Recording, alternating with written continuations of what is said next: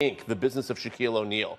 And so I just recently interviewed him, and I actually asked him about Caitlin Clark, and he had an interesting take on it, which he said the tension in the league right now is not racially motivated tension, it's not political tension, it's a rite of passage that she is going to be the face of the league, but the existing veteran players are not going to let her until she basically goes through this on the court hazing ritual.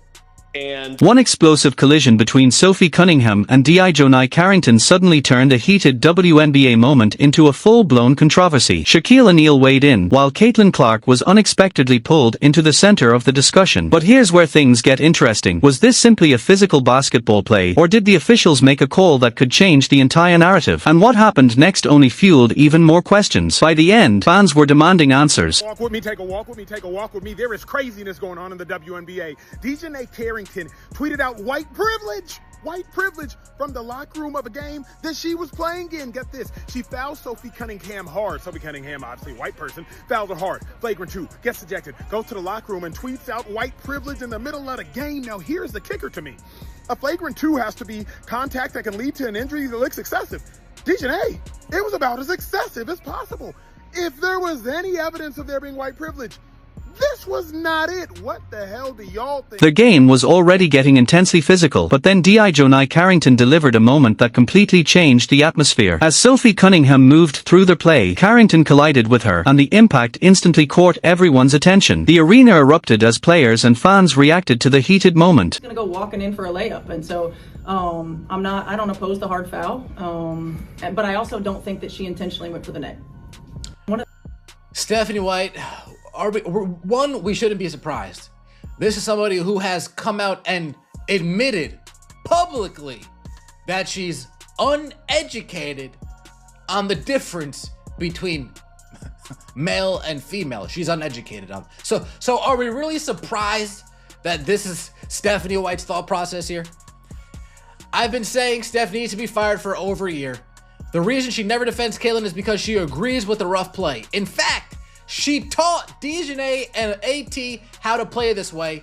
For many viewers watching the replay, the collision appeared much more serious than a routine basketball play. The contact around Cunningham's upper body made the moment especially jarring, and somehow, the collision was only the beginning. As fans waited to see whether Cunningham's teammates would immediately step in, another part of the incident began raising even bigger questions. Crew felt that Caitlin put a little extra sauce on the forearm when she ran into that official. Did the league get this right, rescinding the technical foul? Can we see it again? Team crew in the control room, can I see it again? Because you all watched this in real time. Yeah. You all watched this happen in real time. I was surprised that a technical foul was called. Because for that action being minimal, like a brush, this is what should have happened and the right thing happened. What? What is all I'm saying is I have flashbacks to college when my teammate bumped into a coach like this and it was a problem.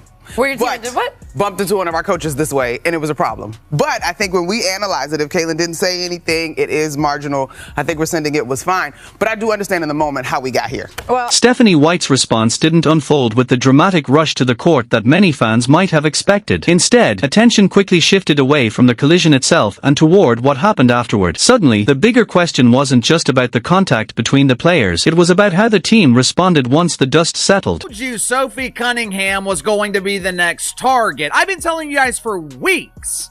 Sophie would take the role of Caitlin Clark as public enemy number 1 in the WNBA dump. And yesterday was the first attack. You know, I wasn't able to predict this because I'm some brilliant scholar or philosopher. This prediction was not delivered to me in a dream or a vision that came from the dearly departed Miss Clea. But Carrington's reaction made the situation even more intriguing. Rather than treating the moment like an obvious flagrant foul, she appeared to view the collision very differently. Her comments afterward only intensified the debate, with some fans questioning whether she genuinely considered the contact part of normal basketball and that's when the story grew beyond one controversial play. Fans were suddenly debating intent, accountability, officiating, and whether similar incidents are handled consistently when emotions boil over in a WNBA game. Then came the ejection, and everything escalated. Cunningham had taken the contact and hit the floor, but she quickly got back up and moved toward Carrington before teammates and Fever security intervened to separate them. Carrington eventually headed toward the tunnel as the crowd's reaction grew louder, turning an already heated moment into one of the most talked about sequences of the game. Didn't make this play successfully, right? Trying to get a block over the top. It was a very hard foul. DiJonai has made this play successfully so many times throughout her career. No matter what team she has played on, we have seen DiJonai make transition blocks. Right. So to me, I understand it was called a flagrant 2. I wouldn't have been mad if it was called a flagrant 1 because I do think she was making a basketball play.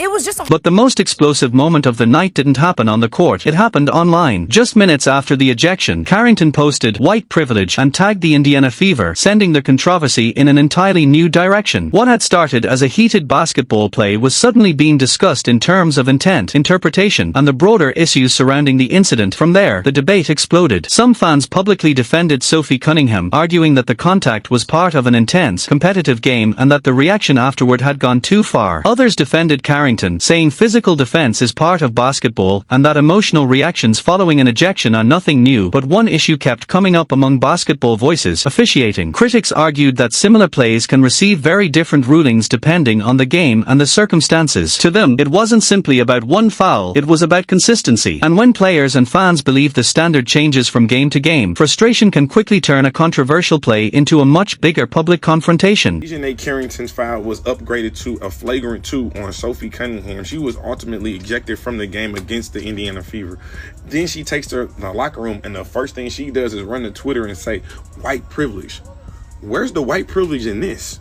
I'm watching the game, Sophie Cunningham going on a fast break, and again, DiJonai Carrington, you're not going for the ball. You literally went straight for her cranium. So I don't know why you sitting here screaming white privilege after that. Don't deflect from the malicious, the blatant, and overly aggressive foul that you just created. That again, if the WNBA does not suspend you for multiple games, they're going to protest. Some NBA veterans took the discussion even further, arguing that players like Cunningham and Carrington can find themselves in a difficult position. Physical defense is encouraged, but the line between aggressive play and a punishable foul can sometimes feel unclear. That argument spread quickly among basketball voices who have followed the WNBA's growing spotlight in recent seasons. Then, older controversies were pulled back into the conversation. One example that resurfaced online involved Caitlin Clark and a disputed officiating incident. Fans and commentators brought it up while debating whether the league has been consistent in how it handles heated situations involving players and officials. The reaction was sharply divided, with some arguing that players must be held accountable regardless of circumstances, while others questioned whether similar situations receive comparable treatment. As the Cunningham-Carrington controversy continued, those earlier debates returned with it. Supporters of Cunningham argued that she was playing aggressively and became caught in a situation that escalated quickly. Carrington supporters, meanwhile, argued that she was reacting emotionally to an intense physical play and a charged atmosphere, rather than deliberately trying to create a bigger confrontation, and that's what made the entire situation so explosive. One collision had become a much broader debate about officiating, accountability, consistency, and how quickly emotions can take over a game. The reason I saw this coming is because I have been seeing this same thing in this toxic turd of a league for years. As I am watching the reactions on social media yesterday of DiJonai Carrington assaulting Sophie Cunningham, and that's what this was, assault. This was not incidental contact in the rhythm of a basketball game, mainly because the WNBA is not a basketball league.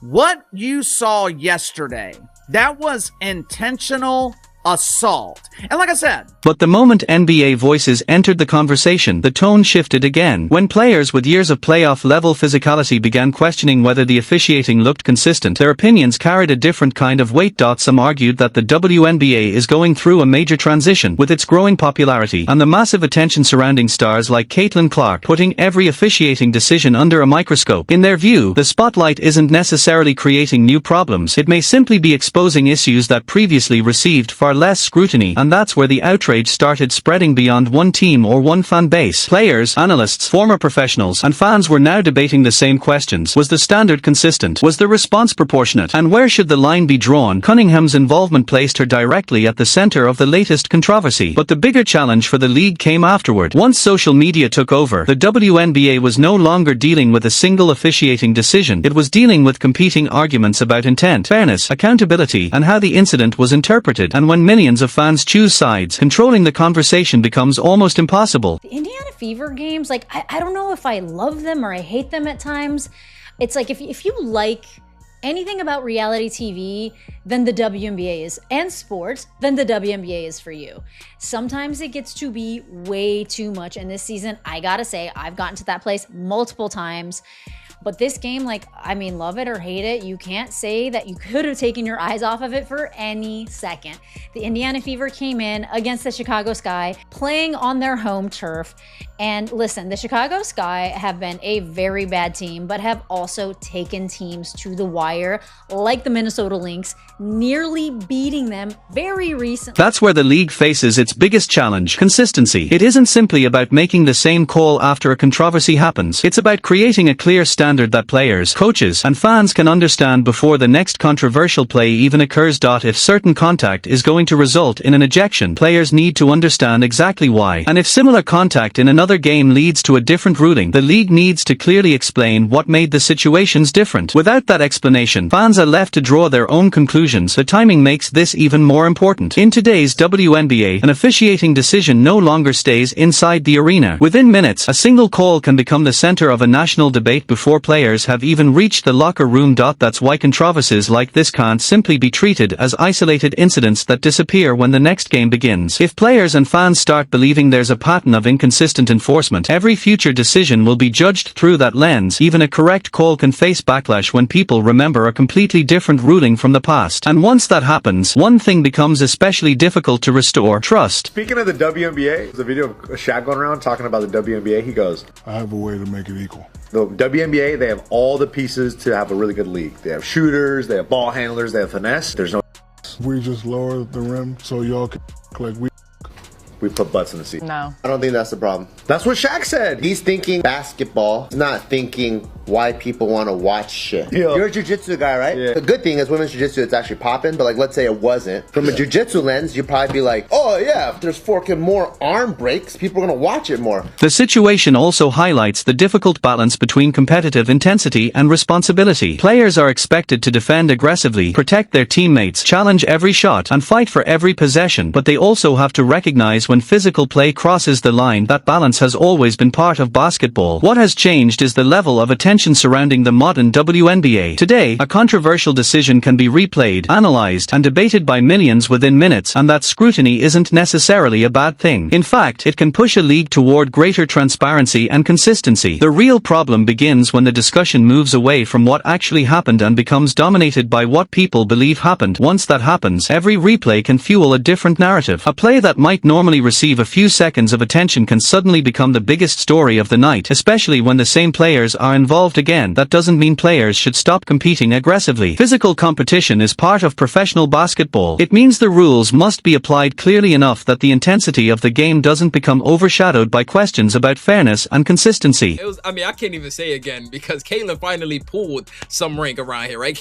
I wouldn't even say Caitlin Clark really pulled rank. I feel like her influence and her power alone dictated this action without her even having to lift a finger. Getting suspended for literally being pushed into a referee might be the worst technical foul I've ever seen, and it's up there with Tim Duncan's technical foul. It's up there with it. But anyways, Caitlin Clark's technical foul, her 8th technical foul, which would have suspended her, which would have disqualified her from playing against the New York Liberty in Indiana on ESPN. Her 8th technical foul has been... Either way, DiJonai Carrington came in and did not make the game boring at all. She hard fouls Sophie Cunningham in transition. Absolutely a flagrant 2. Just look at the way that Sophie Cunningham goes down. Dangerous, reckless, not okay. And what makes matters worse is DiJonai Carrington goes to Threads and she posts white privilege, tagging the Indiana Fever. Now, I gotta say, this is something I just can't get down with anymore. Like the whole divisiveness of an issue that has nothing to do with white privilege.